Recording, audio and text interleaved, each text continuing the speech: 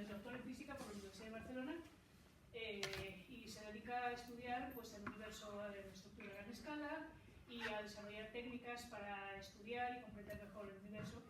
Así que de eso es lo que nos va a hablar hoy.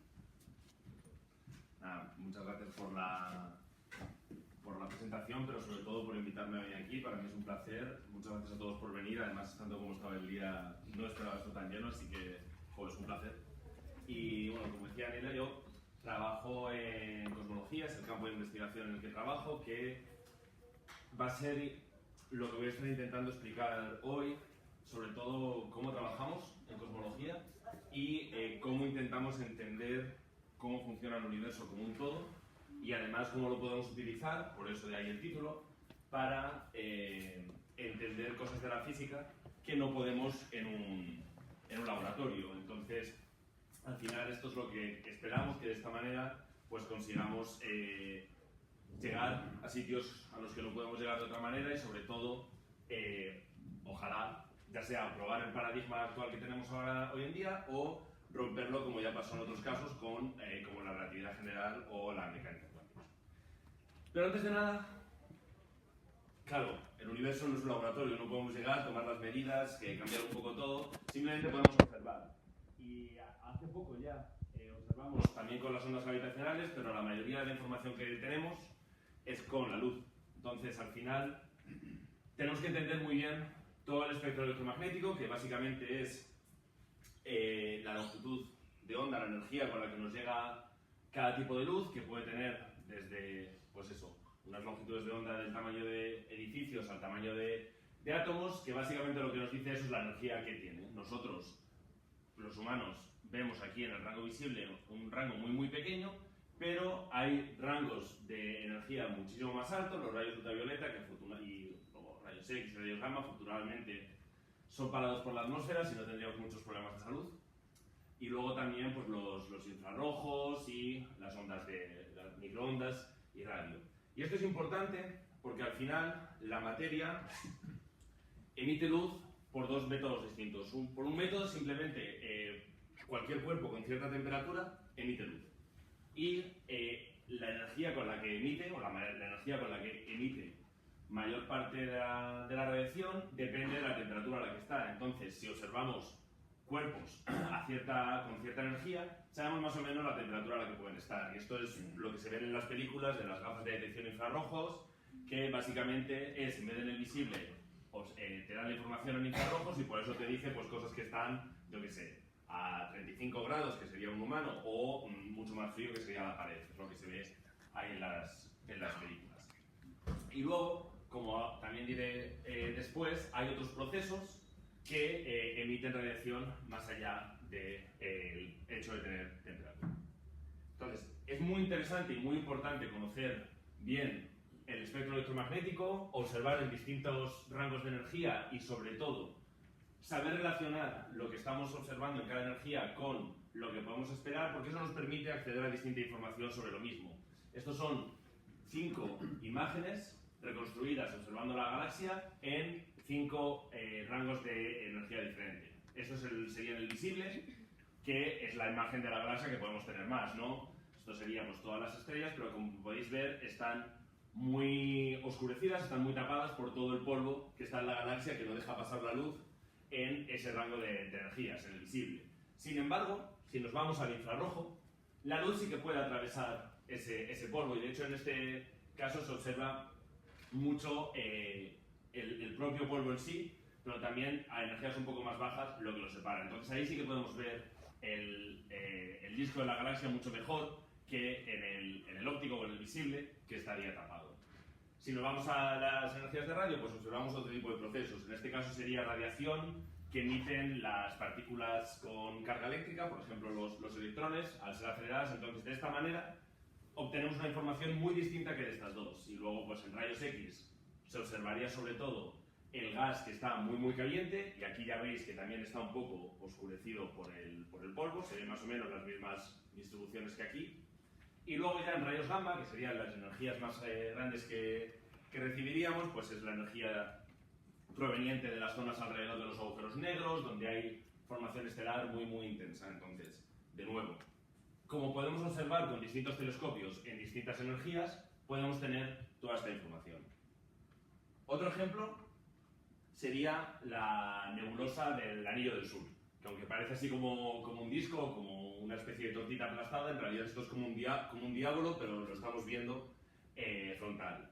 Y esto es un sistema en el que hay una estrella central que ha expulsado material, que es toda esta zona de aquí. Entonces esta imagen, que es de un objeto que está a 2500 años luz de nosotros, está tomada en el infrarrojo cercano por el telescopio James Webb, y simplemente en este caso cambiando un poco la energía, esto sería en el infrarrojo medio, energías un poco más bajas, el mismo objeto ya revela una información muy diferente. Por ejemplo, aquí se ve solo una estrella, joven, muy brillante, y aquí se ven ya dos estrellas. Y de hecho, la que ha expulsado todo este material y ha generado toda esta nebulosa no es esta que se ve aquí en el centro, sino esa pequeña que no se veía antes porque estaba tapada por todo el gas y por todo el material que había expulsado. Sin embargo, observando energías un poco más bajas, sí que se puede ver. Entonces, esto sería un sistema binario de estrellas que se puede descubrir gracias a esta imagen,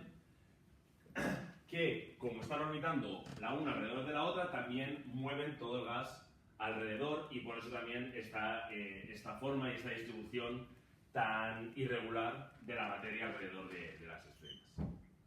Pero bueno, prácticamente, como sabréis los que habéis estado viniendo a más salas aquí, lo que estoy hablando ahora mismo tiene más que ver con la astronomía y la astrofísica que con la cosmología. Entonces, para la cosmología, obviamente es necesario saber todo eso, pero dejadme irme a la RAE para coger la definición y ver qué es. Nos dice que es la parte de la astronomía que trata de las leyes generales del origen y de la evolución del universo. Un poco más preciso de lo que os he dicho yo antes, pero básicamente lo mismo.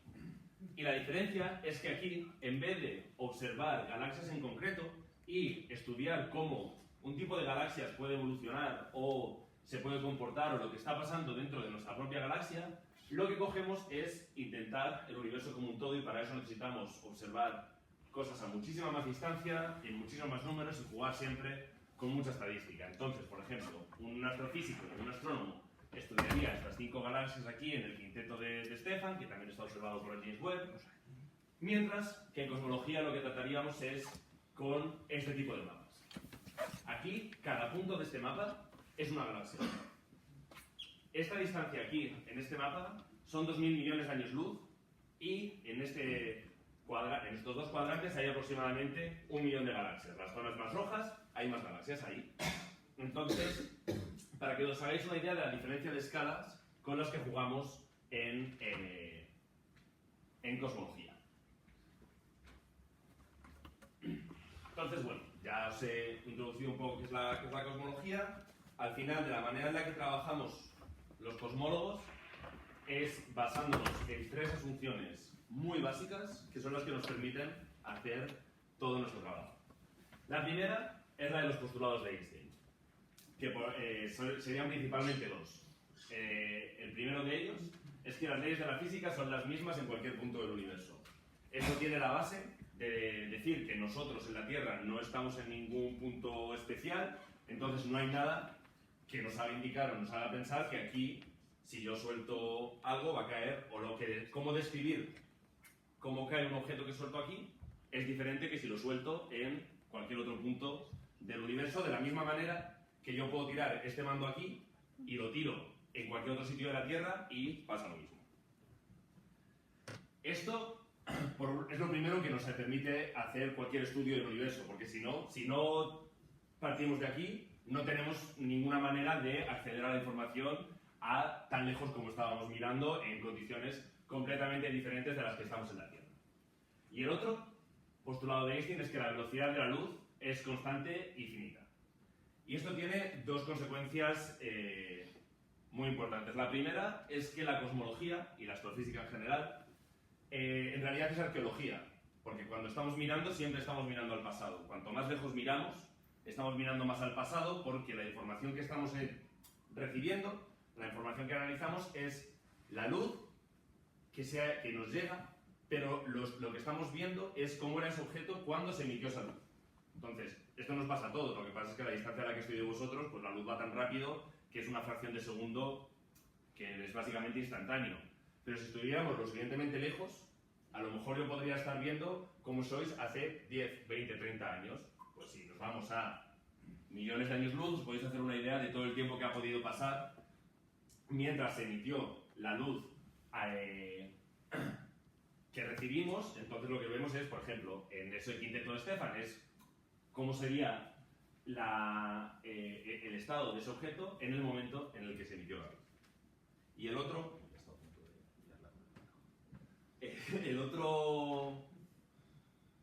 otra consecuencia que tiene el hecho de que la velocidad de la luz sea constante infinita es que lo que se conoce como efecto Doppler. Y esto es algo que para la luz puede ser un poco más exótico, pero para el sonido lo hemos vivido todos.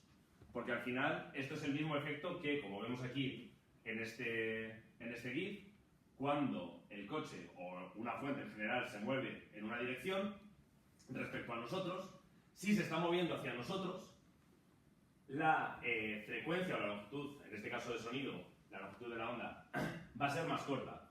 Si se aleja de nosotros, va a ser más larga. Y esto es lo que pasa cuando, por ejemplo, viene una ambulancia hacia nosotros, que lo escuchamos más agudo, y luego se va, y es como... se ve así como un poco más grave. Lo mismo exactamente pasa con la luz. Y lo bueno es que con la luz, como las leyes de la física son las mismas en cualquier punto del universo, conocemos cómo es el espectro asociado a distintos elementos. Por ejemplo, este es en el caso de hidrógeno. Y estas son la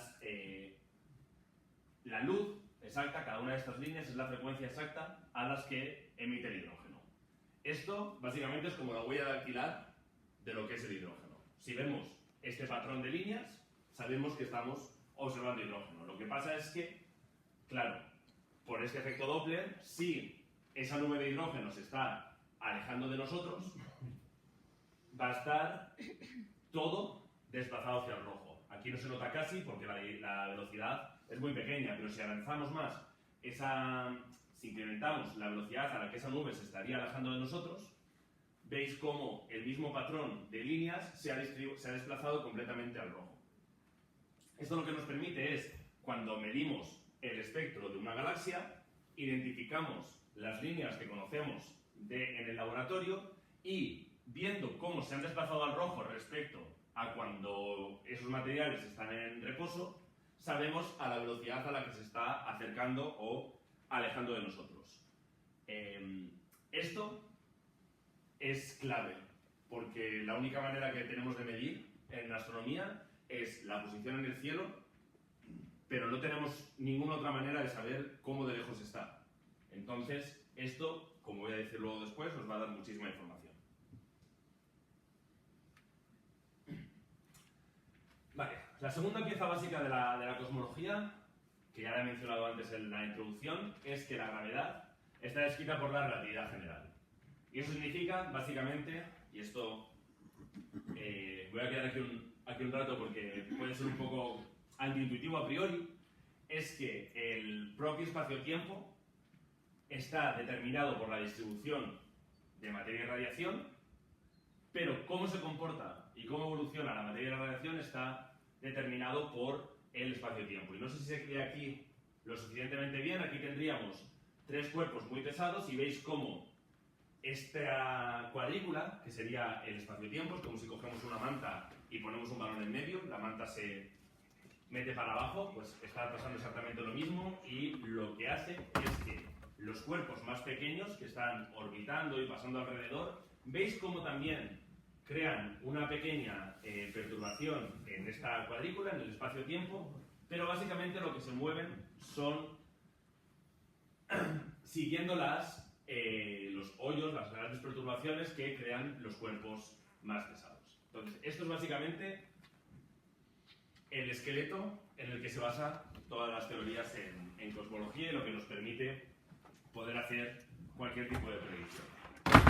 Y la otra pieza básica es la estadística. Como os he dicho antes, aquí no estamos mirando galaxias en concreto, miramos, en el caso de las galaxias, pues millones de galaxias a la vez. Y también voy a entrar luego en cómo se hace eso para poder entenderlo de mejor manera. Pero básicamente es esta idea de que cualquier tipo de materia determina y es determinada por el espacio-tiempo, de una manera determinista. Y esta idea, básicamente, es la que ha servido para demostrar la existencia de la materia oscura, que es uno de los ingredientes más importantes en el universo. Es aproximadamente el 20% de toda la energía del universo.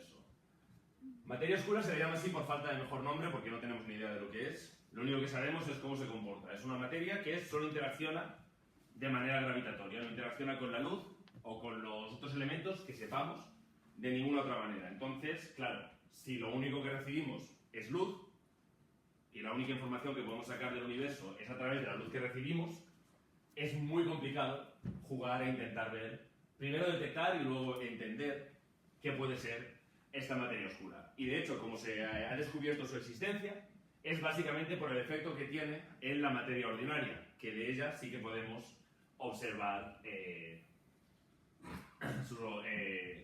la luz que emite y cómo interacciona con la luz. Entonces, uno de los casos es lo que se llama la curva de rotación de las galaxias, que es básicamente lo rápido que gira una galaxia. Entonces, con la luz que emite una galaxia se puede estimar la masa que tiene y estos estudios que se empezaron a hacer, sobre todo estas diferencias se empezaron a ver en los años 70 por Vera Rubin, pero también eso fue cuando ya fue determinante, también había estudios anteriores.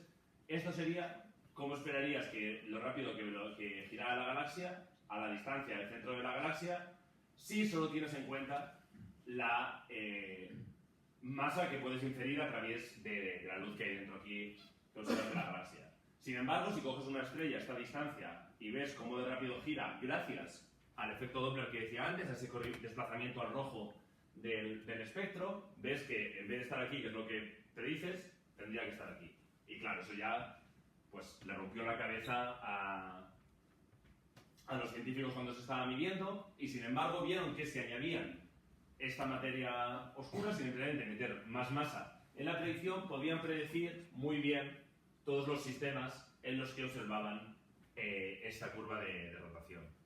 Pero claro, aquí podemos decir, bueno, vale, a lo mejor es que simplemente la teoría está mal, no entendemos la relatividad general y hay un problema ahí. Sin embargo, hay otras predicciones en las que también se necesita la materia oscura de esta manera para predecir lo que pasa. Y este caso sería el efecto de lente gravitacional, que también me viene muy bien como otro ejemplo de cómo funciona el espacio-tiempo en este caso. Como veíamos antes, si tenemos una masa en nuestra manta, o yo que sé, una galaxia, la analogía de la manta sería un balón en el medio, va a tirarlo hacia adentro. Y si tiramos una canica muy rápido, que en este caso sería la luz, se va a curvar. Va a coger la curva que ha hecho la manta, que es lo que pasa exactamente, a ver si vuelve. Aquí tenemos una estrella y el rayo de luz se tuerce. Y se tuerce dependiendo de cómo de curvado haya estado el espacio-tiempo, que depende de la masa que está aquí dentro. Lo mismo pasa cuando te vas a cúmulos de galaxia, como este índice debería ser más lento, como en el caso anterior. Y en ese caso, pues, puedes seguir perfectamente y entender la masa que tiene que haber aquí dentro para observar para poder reproducir toda esta curvatura de la luz, porque nosotros observamos, por ejemplo, aquí o aquí, y como veis esta curvatura, aquí en este caso, en realidad lo que vemos es las imágenes en los rayos que nos llegan. No vemos la curvatura, pero sí que vemos todo el sistema después. Entonces, gracias a este entendimiento de la relatividad general, se entiende que tiene que haber materia oscura. Y finalmente, la tercera pieza básica de cómo entendemos la cosmología hoy en día es lo que se llama el principio cosmológico. El principio cosmológico básicamente dice que el universo es estadísticamente igual en todas las direcciones y en todos los puntos del espacio. Y aquí es muy importante la palabra estadísticamente, porque, a ver, yo miro para adelante y estáis vosotros, y no es lo mismo que si miro para acá que no estáis vosotros. Entonces, obviamente, no es exactamente igual todo. Pero sí que esto lo podéis, por ejemplo, imaginar si hay un desfile o una manifestación o una celebración en la calle que hay muchísima gente. Si estás abajo y miras muy cerca de ti, sí que puedes ver las diferencias entre la gente, pero si miras desde arriba vas a ver una masa uniforme de gente en todas las direcciones y en todos los puntos. Pues básicamente esto es lo mismo, aquí es un juego de escala. Si miro exactamente cómo es ese punto respecto a en este mapa de galaxias, son diferentes. Pero si estudio las propiedades estadísticas de cómo está distribuida la masa aquí y aquí en las galaxias, es básicamente lo mismo. Y esto también lo que hace, en este caso, es simplificar mucho la teoría. Entonces, cuando juntamos estas tres cosas, nos permite, primero, obtener el conocimiento que sabemos que hay una evolución determinista en el universo, y esto lo que significa es que podemos predecir exactamente, si conocemos cómo está un objeto o el estado en el que está, cómo va a estar después, un tiempo después, básicamente porque conocemos la relatividad general y aplicamos la estadística en ese caso. Y esto es lo que nos permite testear la física fundamental más allá del laboratorio, porque si no podríamos predecir la evolución de los sistemas que estudiamos, no podríamos hacer ciencia con ello. Al final esto es lo más básico que tenemos. Y al final, aplicando estos dos puntos, y esto pasó a principios del siglo XX, se llegó a una conclusión teórica en aquel momento que era muy antiintuitiva, que es, pues, históricamente veníamos de una tradición de entender el universo y el mundo como algo estático, como algo estable, pero las ecuaciones que se derivaban de la teoría permitían que el universo estuviera en expansión.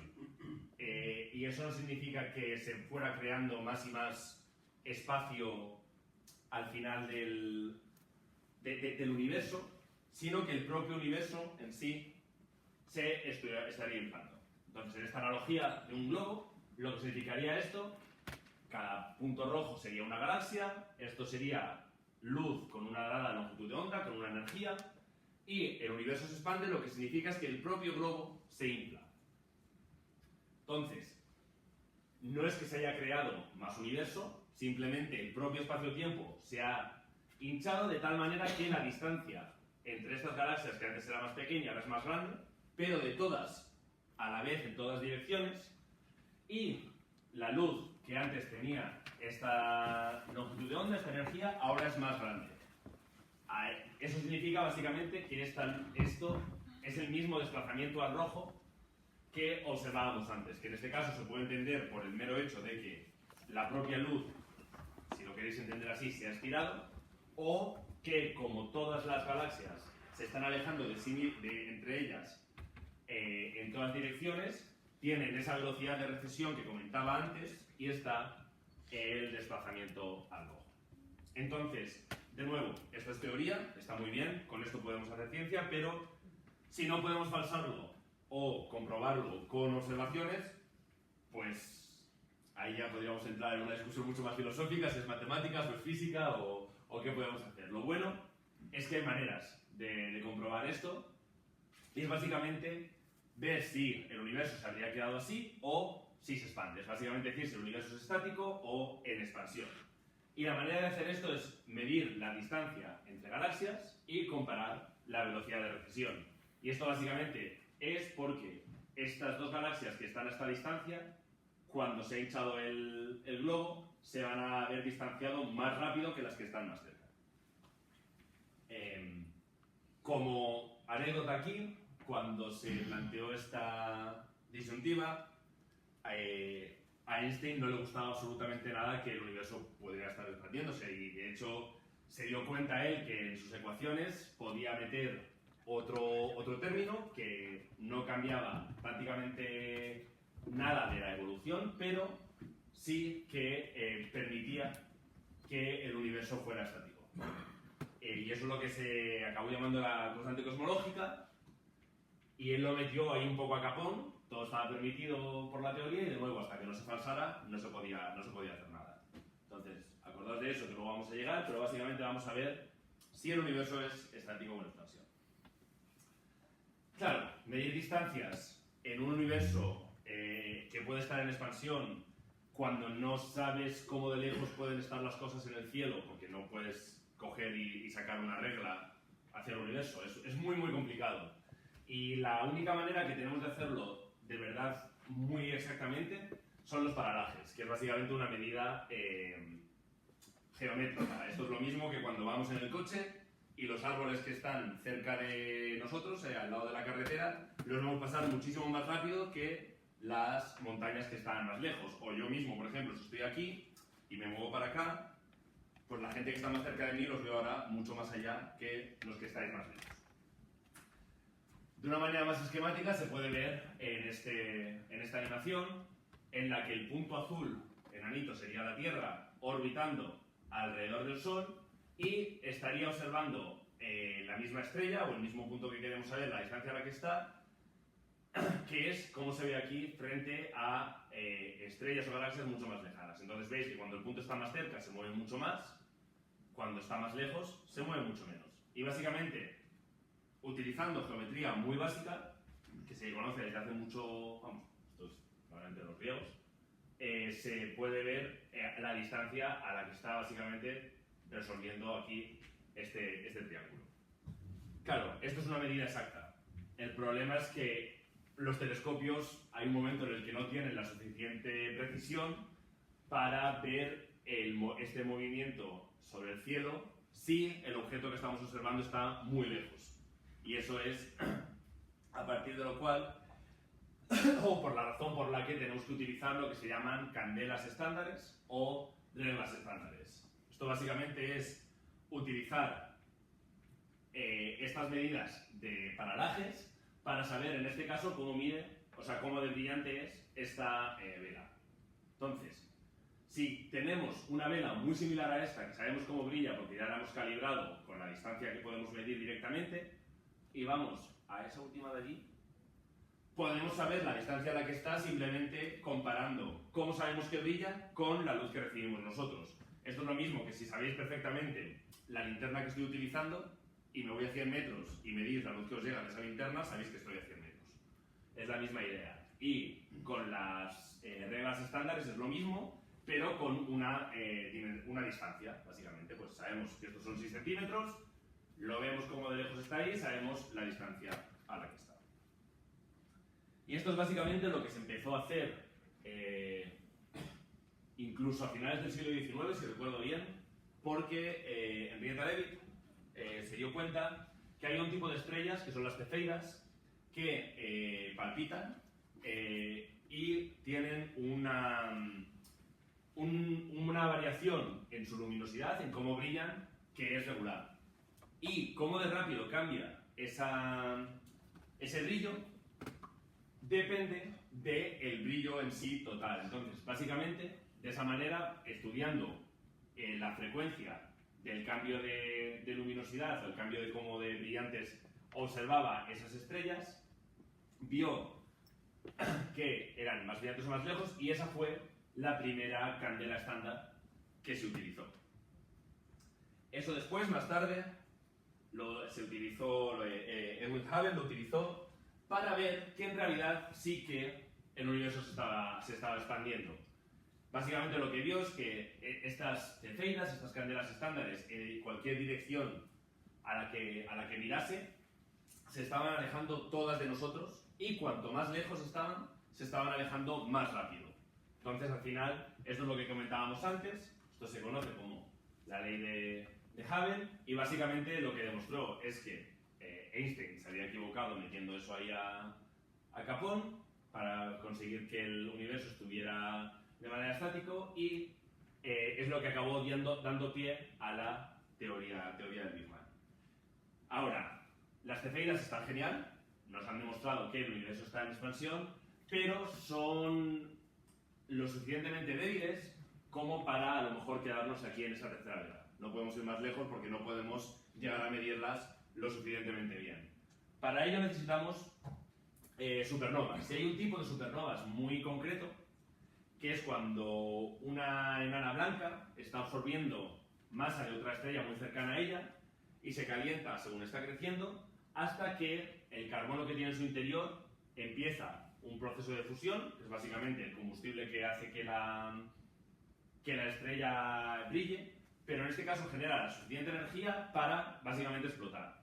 Y como es un proceso bastante controlado dentro de lo que cabe por este crecimiento poco a poco, todo este tipo de supernovas son muy parecidas entre ellas, entonces se pueden utilizar como una candela estándar. Y como podéis imaginar, las supernovas son de los objetos más brillantes en el universo, entonces ahí sí que nos podemos ir a esa última que está ahí y utilizarlo. Entonces aquí es lo que se llama la escalera de distancias, que se juega a calibrar. Con los paralajes se calibran las cefeidas, con las cefeidas se calibran las supernovas. Entonces ya sabemos cómo de brillante es una supernova, lo comparamos con cómo la observamos, sabemos cómo de lejos está.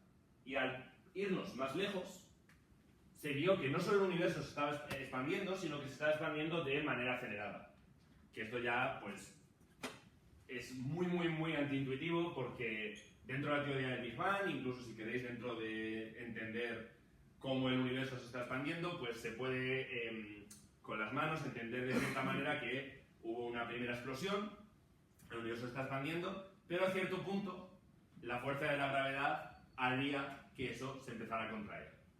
Sin embargo, lo que, según la explosión va perdiendo fuerza, lo que se observó, y esto fue el premio Nobel de 2011, si recuerdo bien, es que esa expansión era acelerada, entonces ahí lo que estás metiendo es otra fuerza nueva, o un componente natural que no se conoce, porque lo que genera es una fuerza contraria a la propia gravedad, que lo que hace es evitar que el universo se vuelva a contraer. Y si sabíamos poco de la materia oscura, de esto ya sí que no sabemos absolutamente nada. Entonces, pues bueno, se puede entender más o menos cómo se comporta. De hecho, la propia constante cosmológica que metió Einstein para forzar que el universo estuviera estático se utiliza con otro valor para explicar la energía oscura, pero más allá de eso no sabemos nada. Eso es un elemento matemático que nos ayuda a describir. Entonces, con esto tenemos todas las piezas para entender, en cierto modo, la evolución del universo. Entonces, ahora con este gráfico de la NASA, voy a utilizarlo para hacer un poco una biografía del universo o cómo lo entendemos.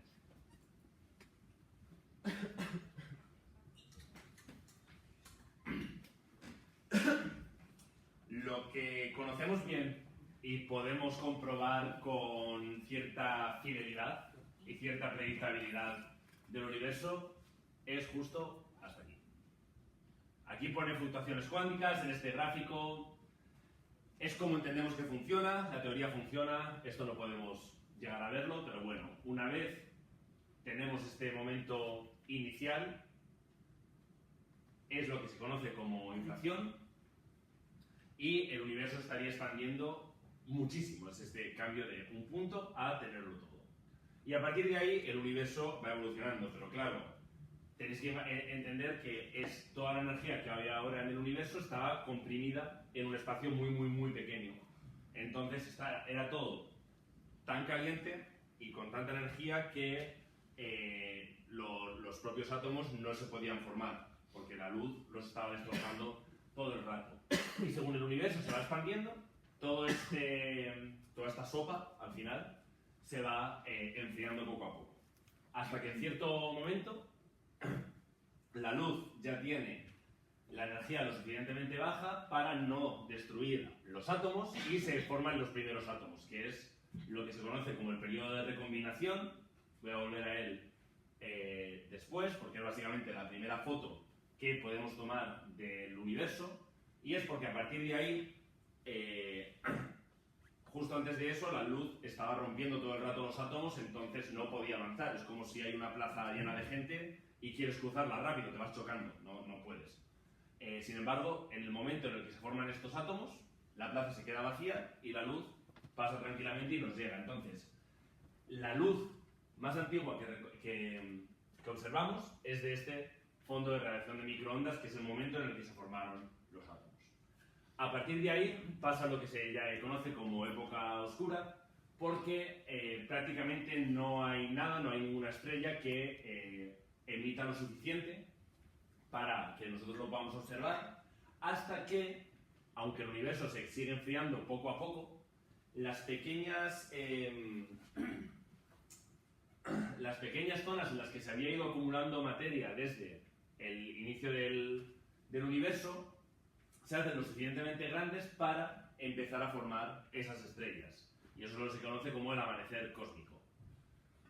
A partir de ahí, la propia radiación de estas estrellas vuelve a romper los átomos que se habían hecho, es lo que se conoce como reionización, y los lugares donde esas estrellas se habían formado siguen creciendo, siguen atrayendo más materias, siguen formando más estrellas, se forman las galaxias, todo creciendo, y es lo que se llama el crecimiento de la estructura a gran escala, hasta que llegamos a la distribución de galaxias de los mapas que había mostrado yo antes. Entonces, a partir de aquí, de este entendimiento, es normalmente donde empezamos a hacer ciencia en cosmología. Entonces, os he dicho antes que la cosmología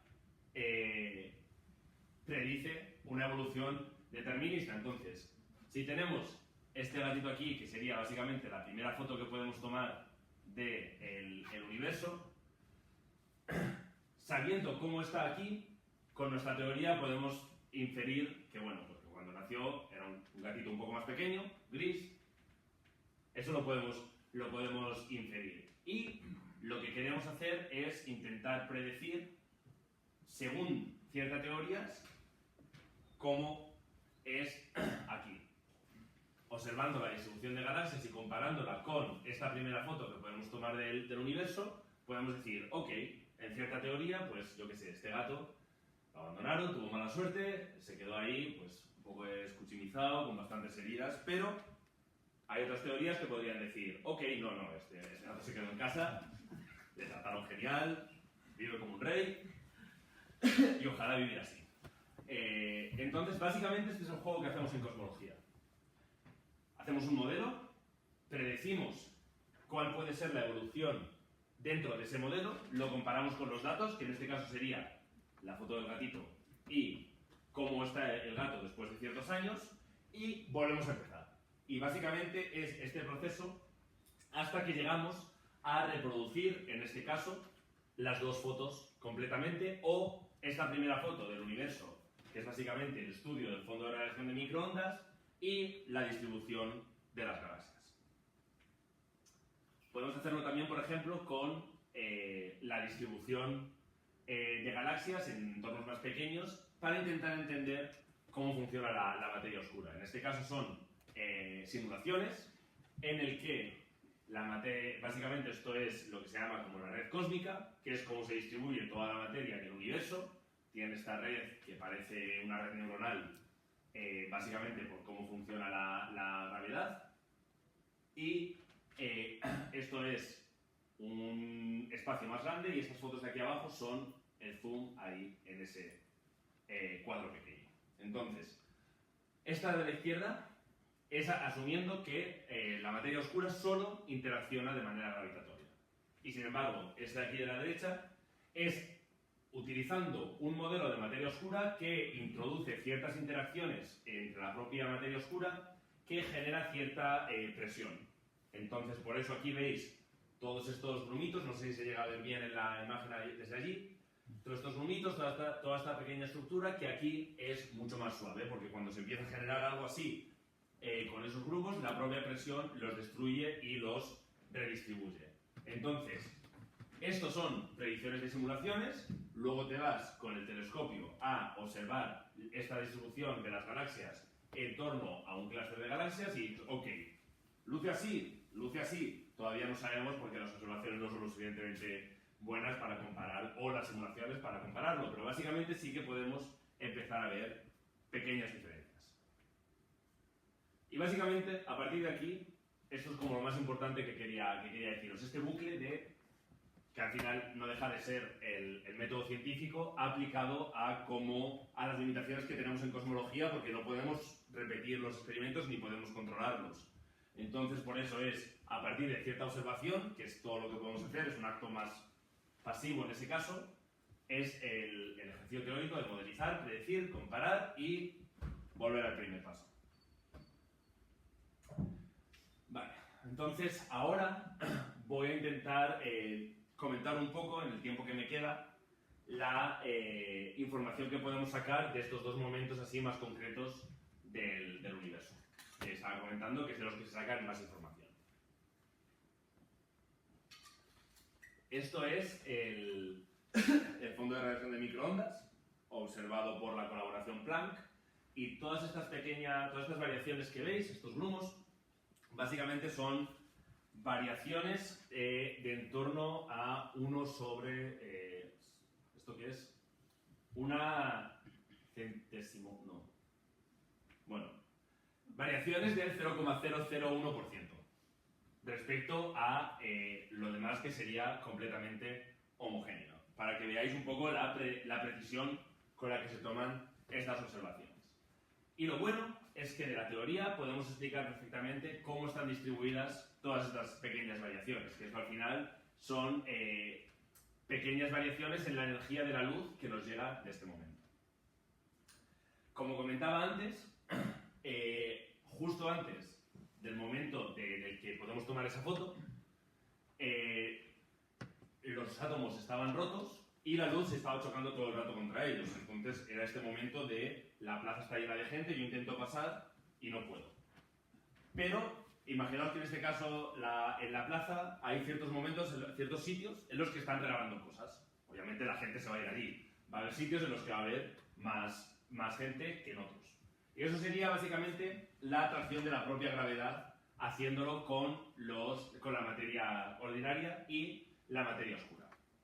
Sin embargo, la luz, cuando intenta cruzar la plaza, donde va a haber más gente, donde hay más densidad de materia, va a empujar más y va básicamente a destruir esos pocos de gente, porque si tú, por mucho que están regalando cosas, te están empujando, te vas a ir.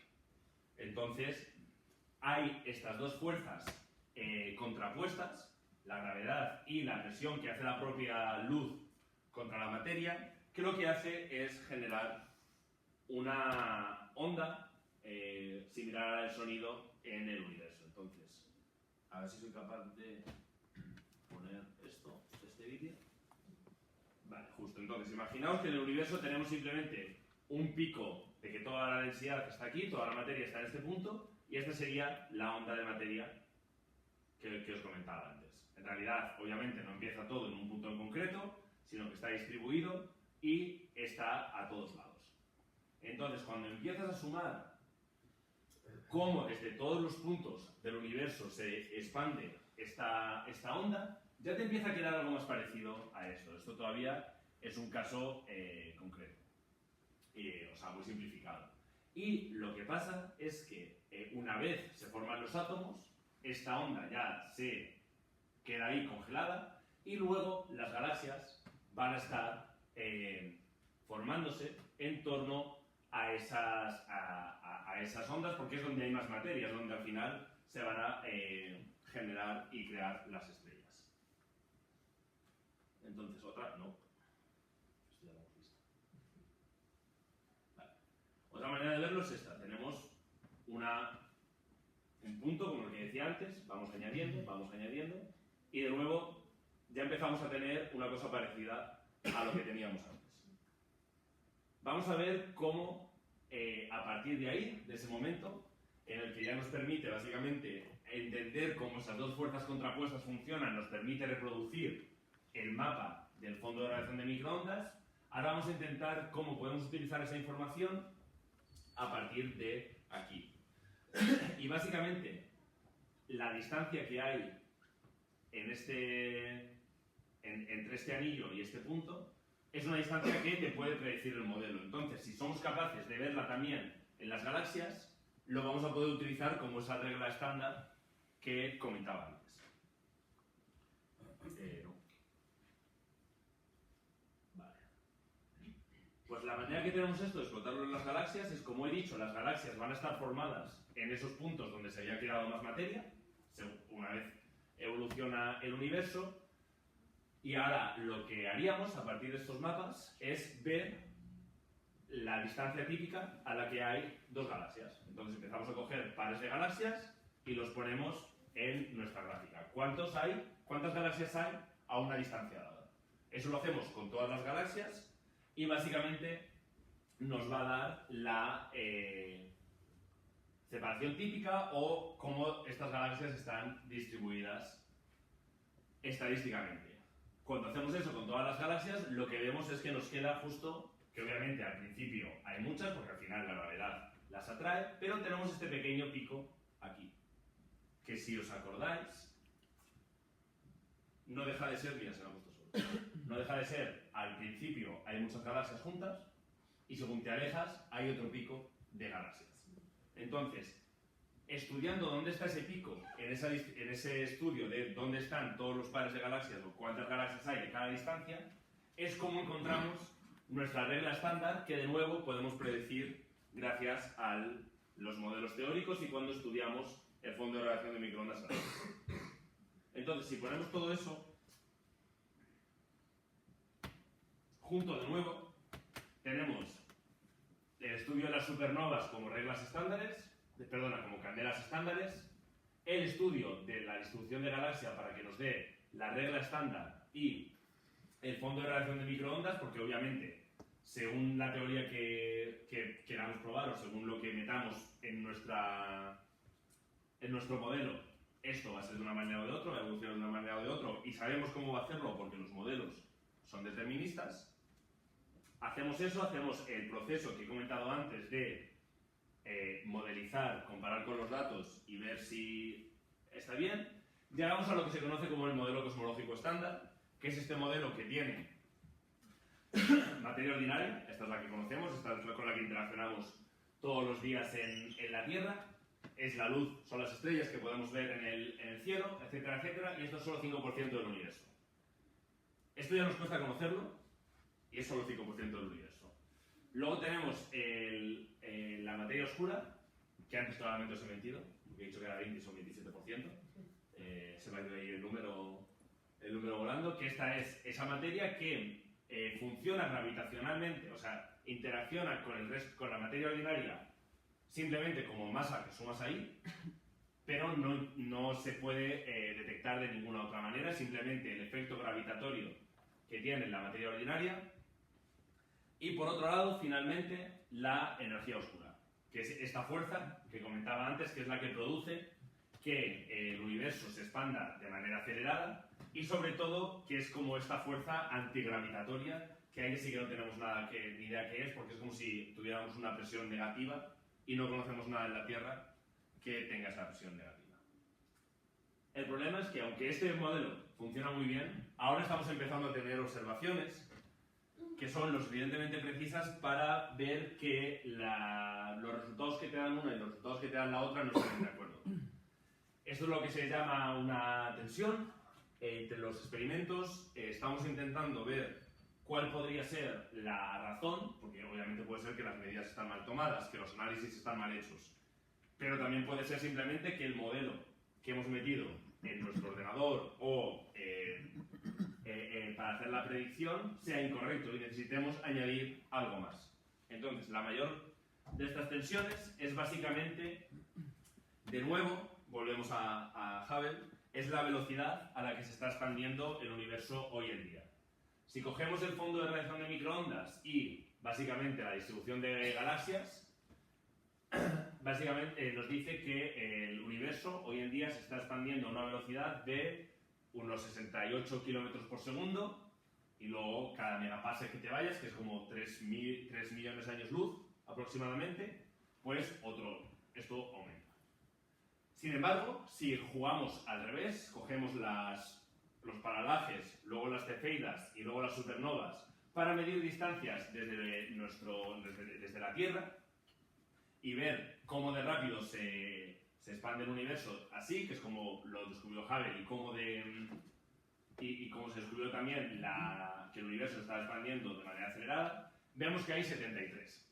Entonces, parece que no está tan separado estos dos resultados, pero los errores son tan pequeños que la probabilidad de que simplemente estas dos medidas sean correctas y la diferencia sea simplemente una fluctuación estadística en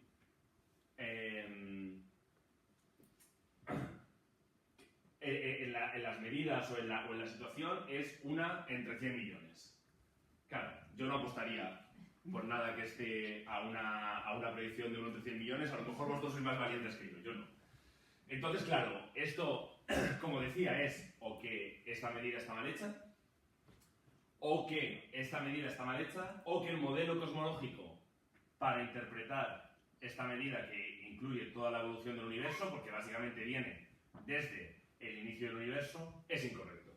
Y esto nos pone en un momento muy interesante en cosmología, porque básicamente lo que puede pasar es que no entendemos cómo crecen los datos para poder conectar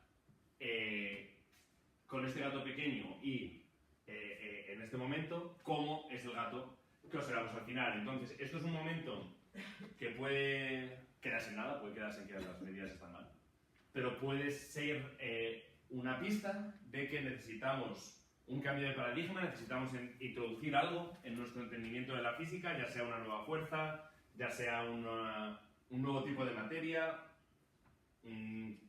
ya sea que a lo mejor, de hecho, sí, la relatividad general está mal y tenemos que cambiar nuestro entendimiento de cómo funciona la gravedad para poder reconciliar todas esas medidas. Entonces, espero que en lo que he estado contando hoy haya sabido explicar lo que es la cosmología y cómo trabajamos en cosmología. No me he querido quedar en un repaso histórico, pero es muy importante que pese a toda esta tensión y todo este momento de no saber qué está pasando, la cosmología es una historia de éxito. Hace 30 años prácticamente no había datos y en este campo era prácticamente una disciplina completamente teórica, y desde entonces tanto la teoría como las observaciones han mejorado muchísimo, de tal manera que ahora la cosmología hace ciencia de precisión. El modelo que tenemos es muy exitoso, reproduce todos los datos con estas predicciones que comentaba antes, aunque el 95% de lo que compone ese modelo y de lo que compone el universo no conozcamos lo que sea. Lo que pasa es que es verdad que puede que estemos teniendo las primeras pistas sobre la nueva física, que esto a lo mejor para la cosmología en general no son buenas noticias, porque significa que el modelo que tenemos o que lo que entendemos del universo no es lo suficientemente bueno, pero para los cosmólogos en realidad son muy buenas noticias, porque primero nos mantienen empleados, hay mucho que hacer, y sobre todo estamos en este momento que llevamos ya 5 o 10 años como que estamos ahí cerca, creemos que estamos cerca de descubrir algo muy grande. Entonces, claro, pues la motivación es muy amplia, pero también tenemos que tener mucho cuidado en que todas las medidas que estemos haciendo sean correctas. Entonces, esta es más o menos una foto de cómo es la cosmología hoy en día. Lo mismo en 2 años vengo aquí y os digo que no, que lo que os he dicho pues al final eran malas noticias, o os puedo comentar todas las cosas tan chulas que se han descubierto gracias a este tipo de tensiones. Muchas gracias.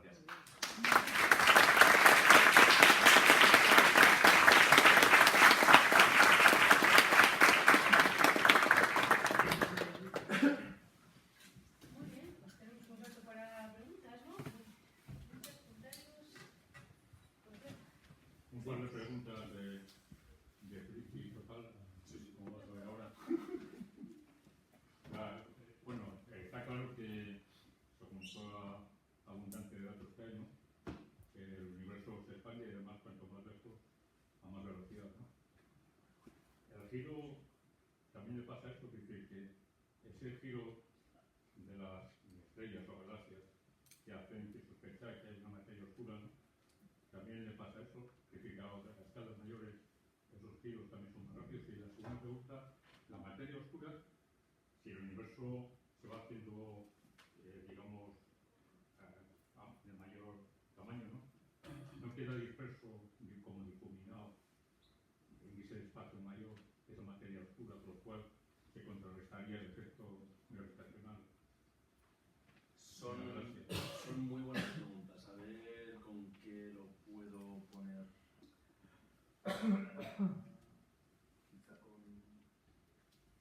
Quizá con esta es buena. No. Bueno, sí, más o menos. Pues que se la estoy cambiando todo el rato. A ver, ahí, con este, más o menos.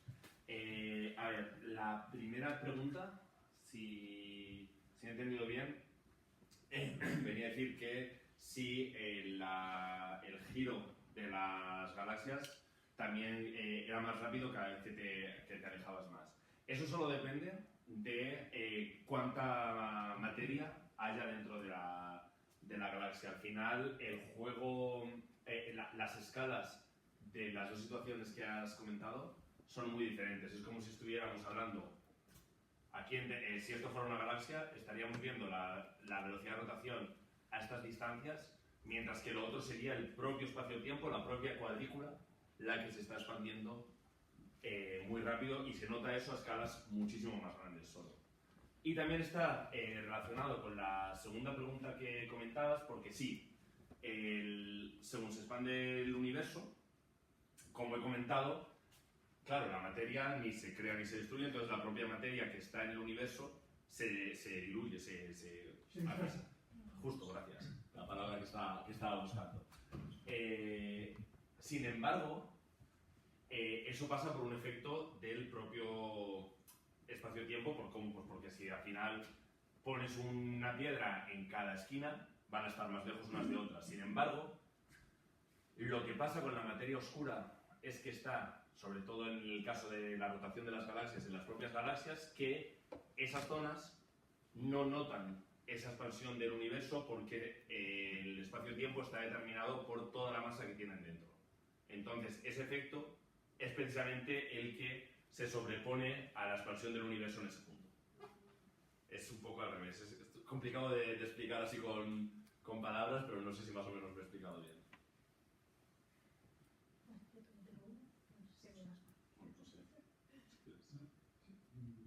¿Nos puede decir algo del cometa que anda por ahí? No, de hecho, probablemente aquí haya mucha gente que sepa mucho más de eso que yo. Pues si queréis lo contamos.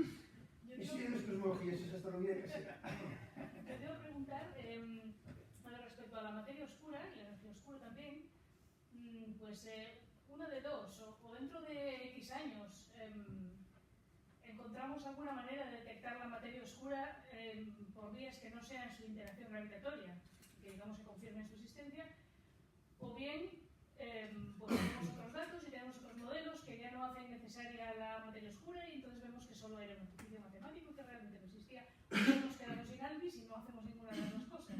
Y bueno, ahí tenemos la bola de cristal, pero ¿cuál es tu intuición?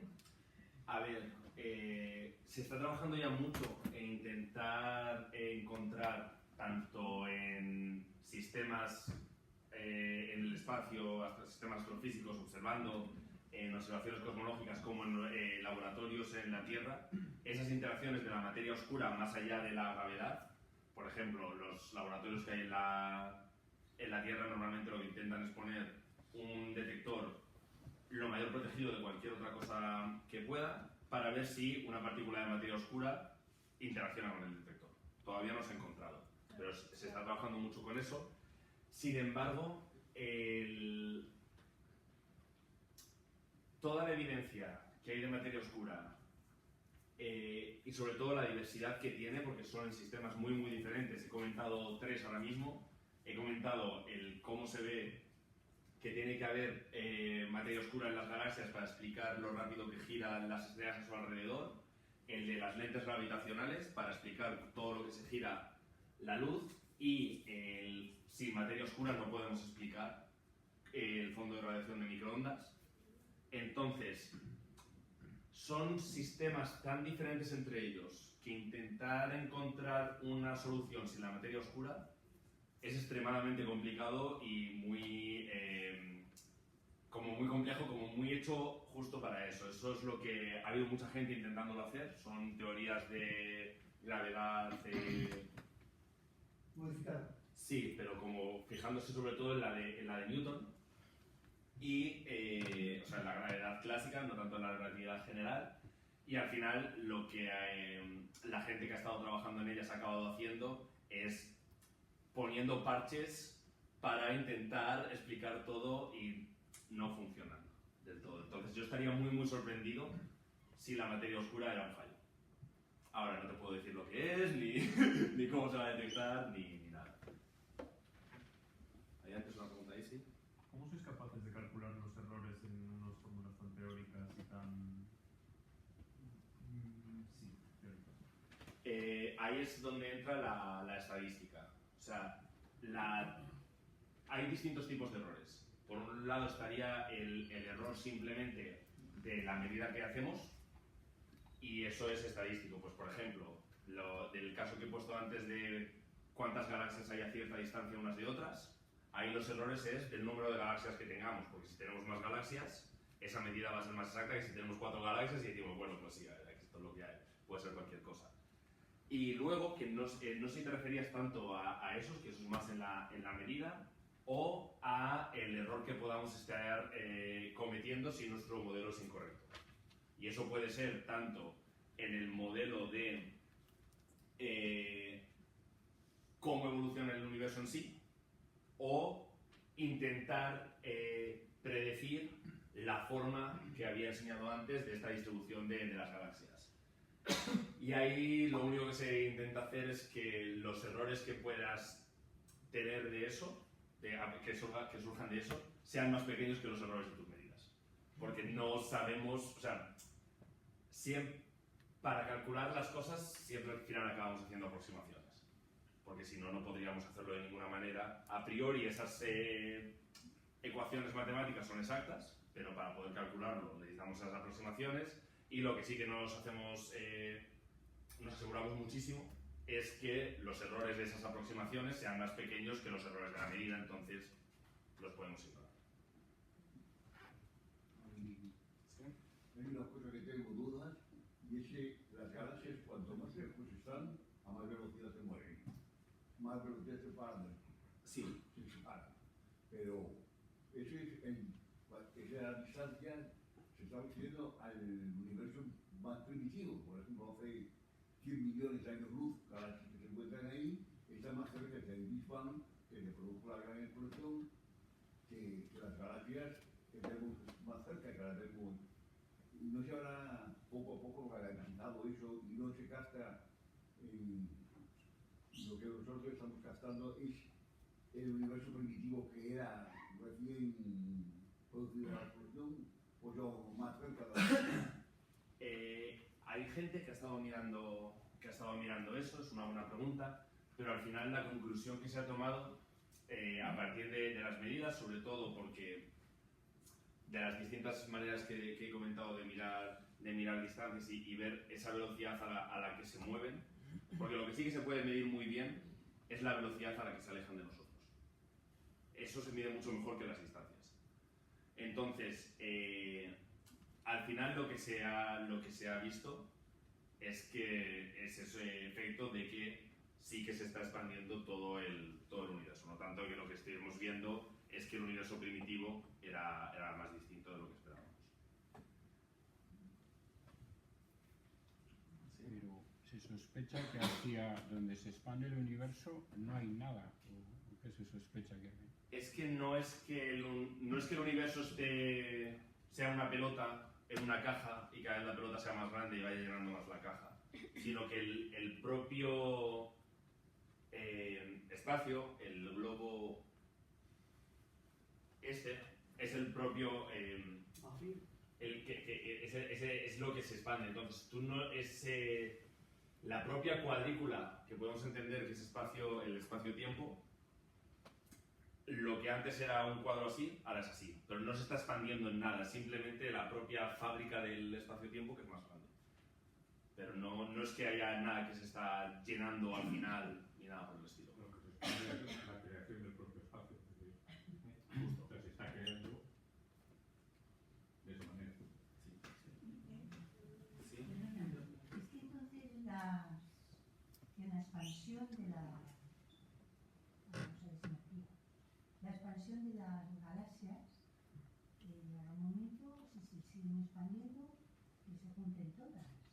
No, se separan. Ah, se Se separan. separan cada vez más, se separan cada vez más. Separarse. Se separan cada vez más, cada vez estamos lejos entre sí. Pero son más grandes cada vez, ¿no? Pero la velocidad a la que se separan entre ellas es mucho más rápido que lo que crece la propia galaxia. O sea, las galaxias son muy pequeñas, en comparación con la distancia que hay entre ellas.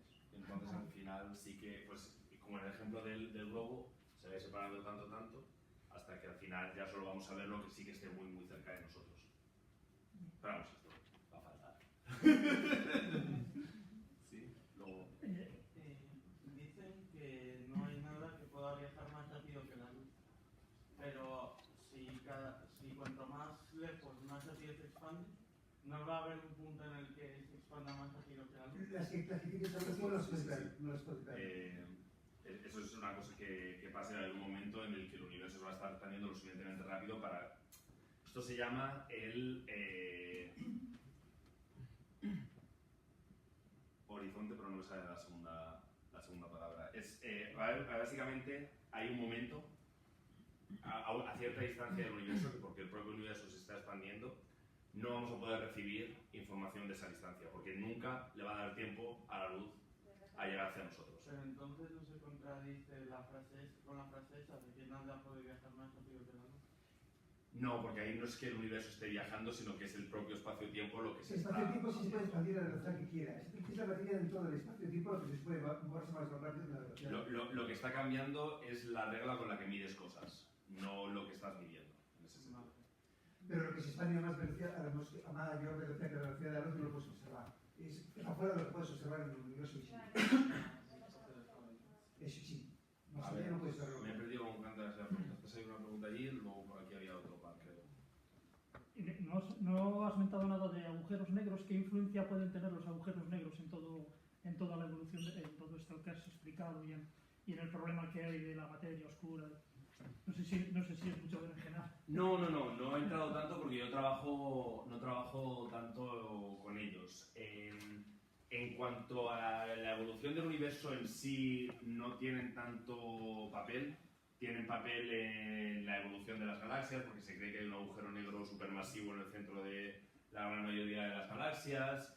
En este proceso de cómo el universo se vuelven a romper los átomos por la radiación de las galaxias también. Pero sí que ha habido, sobre todo además hace unos años se ha vuelto a trabajar mucho en ello, la posibilidad de que la materia oscura fueran agujeros negros que no podemos observar, porque la luz no puede escapar de ellos, y simplemente fueran agujeros negros que se crearon al inicio del universo, son agujeros negros que se llaman primordiales, pero esa hipótesis ahora mismo es muy complicada, que al menos sean toda la materia oscura, por las evidencias y todos los estudios que se han estado haciendo. ¿Sí?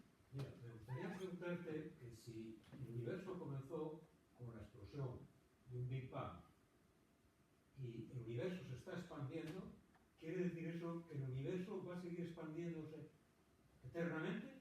¿O vamos a volver a otro comienzo como fue el que sabemos y tenemos tiempo determinado de él?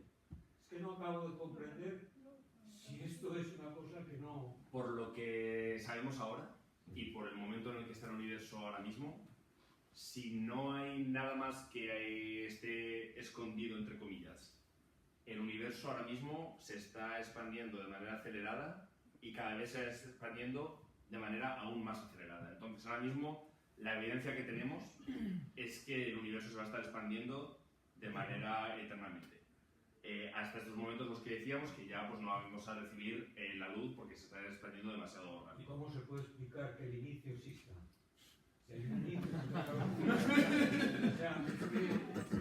Pero en algún momento cuando se inició el Big Bang tuvo que haber algo anterior que... No, porque no había tiempo. Esto es el caso de las... Yo de esto conozco poco, porque no es mi área de trabajo, entonces cualquier cosa que diga lo cogemos con pinzas. Pero lo que se está trabajando ahora como la hipótesis principal que daría pie a este momento de Big Bang, que entendemos como una explosión, es que había fluctuaciones en el vacío que en algún momento una de ellas ya da pie al universo en el que vivimos. Pero claro, intentar tener evidencia observacional de eso es muy complicado. Entonces ahí empezamos a entrar en el ámbito de las matemáticas, de la filosofía, multiversos, cosas así. Claro, pues yo ahí ya no conozco. Pero sí, es un poco con lo que se trabaja. Hay teorías que lo que son universos que botan, que lo que predicen es precisamente lo contrario, que por mucho que nos estemos ahora en un momento de expansión acelerada, en algún momento eso se va a revertir y vamos a volver a un estado como este, y luego eso va a rebotar y va a volver a expandirse, y es como un proceso cíclico. De nuevo, el problema es que no se puede refutar ni una ni la otra, ahora mismo con la evidencia que tenemos. Por ahí hay algún comentario, no sé si voy a decir algo. Ahora que hablas de lo de la expansión del universo, yo había visto un artículo, no sé si era real o no, de que si la Vía Láctea y Andrómeda, dos galaxias, ¿no?, se acercaban. Entonces, ¿cómo se entiende la expansión y el acercamiento a otras galaxias teóricamente? Ahí es porque es un poco lo que decía en la primera pregunta. Ahora mismo Andrómeda y la Vía Láctea están tan cerca que la fuerza que sienten gravitatoria... ¿De masa? ¿Por la masa que tienen? Sí, por lo cerca que están al final, es muchísimo más fuerte que la fuerza de expansión. Que el efecto que tiene el espacio-tiempo, la fuerza de expansión. Entonces, por eso están en un sistema en el que se chocarían o no se chocan. Eso, se están haciendo estudios ahora de lo que va a pasar, pero por eso se están acercando. Una cosa. La expansión, ¿hay alguna semejanza que se pueda hacer dentro de la Tierra? No que yo conozca. No. O sea, más allá de analogías tipo lo del globo.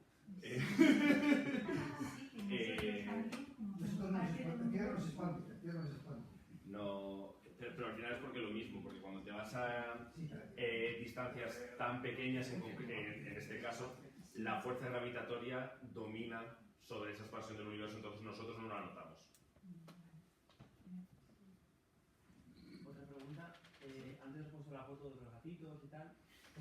El tema de aplicar el modelo cosmológico para intentar predecir el pasado, si lo aplicas al futuro y si esto se está expandiendo y cada vez más acelerado, etc., ¿qué ocurre? ¿Una muerte térmica del universo? O sea, las estrellas con la masa, cuando se generan, mueren, nacen nuevas estrellas a través del tiempo. O sea, extrapolando eso, el final. Lo que quedaría es que básicamente estos bolsillos en los que, pues eso, estos grupos de galaxias que ya la propia atracción gravitatoria que tienen entre ellos domina sobre la expansión del universo, van a estar completamente aislados unos de otros.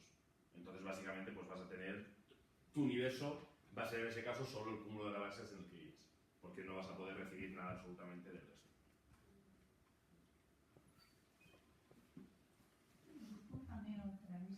¿Y podemos pedirlo con la expansión del universo? No.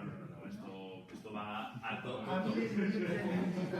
Cualquier cosa de esto que pasa es lo suficientemente lento que el peligro mayor es nosotros, para todo esto, muchísimo antes que cualquier cosa que pueda pasar aquí. Es como estos apuntes a miles de millones de años en el futuro. O sea, nosotros no vamos a ver nada de eso. Estamos dentro de ello, ¿no? Sí, pero. Sí. Pero las escalas de tiempo son mucho más. O sea, eso se acaba mucho antes de que todo esto se modifique mucho. ¿Más cosas? Sí. Un comentario, o sea que si las leyes de la física aplican en todo el universo y nosotros también somos parte del universo, somos materia, ¿tenemos parte un poco de materia oscura también que nos mueve? No, pero sí que en principio hay materia oscura que está atravesando la Tierra continuamente, y de hecho por eso son los experimentos que he comentado antes, de poner un detector y esperar que esa materia oscura que está pasando por la Tierra interaccione con el detector. Claro, podría pasar por nuestro cuerpo y nuestros átomos no notarían nada. Es como un fantasma, los escuchas y no nos afecta. No nos hace ningún efecto.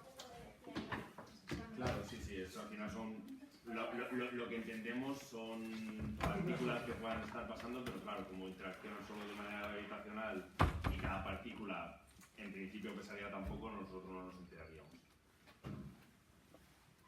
Bueno, pues nada, quería decir que ha sido un privilegio contar con José Luis, porque bueno, pues tenemos en cuenta que es un investigador que está aquí colaborando de manera totalmente desinteresada, fuera de su horario de trabajo y por las ganas pues, de que conozcamos el trabajo, ¿no?, de los astrofísicos. Pero bueno, nuestra asociación colabora con el IFCA muchas veces pues, en actividades que se hace de divulgación y demás, y bueno, pues esta es una de las colaboraciones, ¿no?, de las que nos alegramos de poder tener. Antes de terminar, quería, bueno, sabéis que suelo anunciar las actividades que tenemos por si os interesan. En la página web nuestra, en Astro Cantabria, ahí tenéis, por ejemplo, este fin de semana hay un curso de iniciación, que ya están las plazas completas. Sin embargo, la sesión teórica, la charla del curso, es abierta, podéis ir como oyentes, aunque no estéis apuntados, ¿vale? Entonces tenéis la información en nuestra página web. Es el jueves, es a las 7 de la tarde y es en el salón del Instituto Pereda, porque esto igual se queda un poco pequeño, el Instituto Pereda que está en Geraldávila, ¿vale? No hace falta apuntarse ni nada, en la página web tenéis la información ya, pero el que quiera, pues que vaya por ahí. Y bueno, la persona que preguntó por el cometa, pues ha marchado ya, pero aprovecho de deciros también que, a ver, algún periodista entrevistó a algún astrónomo y el astrónomo dijo que era el cometa del año. Y luego, algún medio de comunicación, en vez de del año, ha escrito del siglo. Y luego ha corrido la voz y en todas partes han puesto que es el cometa del siglo. Entonces, bueno, pues es un cometa normal, como los que se ven todos los años, 1 o 2 o cada X tiempo. O sea, que tampoco es tanto como ponen por ahí, pero si queréis verlo, ahora estará pasando por detrás del Sol, se ha visto por la mañana, está pasando por detrás del Sol y ahora reemergerá pues, por la tarde dentro de un par de semanas. Y se verá al atardecer pues, una cosa ahí que tendréis que iros a un sitio fuera de las ciudades sin contaminación lumínica y tal, tampoco va a ser, ¿verdad? Pero bueno, con prismáticos y eso igual sí que se tiene suerte. ¿Que se ve como estrella fugaz o algo así? No, se ve como más bien, sí, como un punto borroso, quizá con un punto con cola, ¿no? La cola como una mancha borrosa hacia... Pero muy cerca del Sol, siempre muy cerca del Sol. Sí, o sea, no va a ser fácil porque está muy metido en la claridad del crepúsculo. Con prismáticos y tal puede ser, pero vamos, que el cometa es del año y no lo sé. Pues nada, pues muchísimas gracias a vosotros.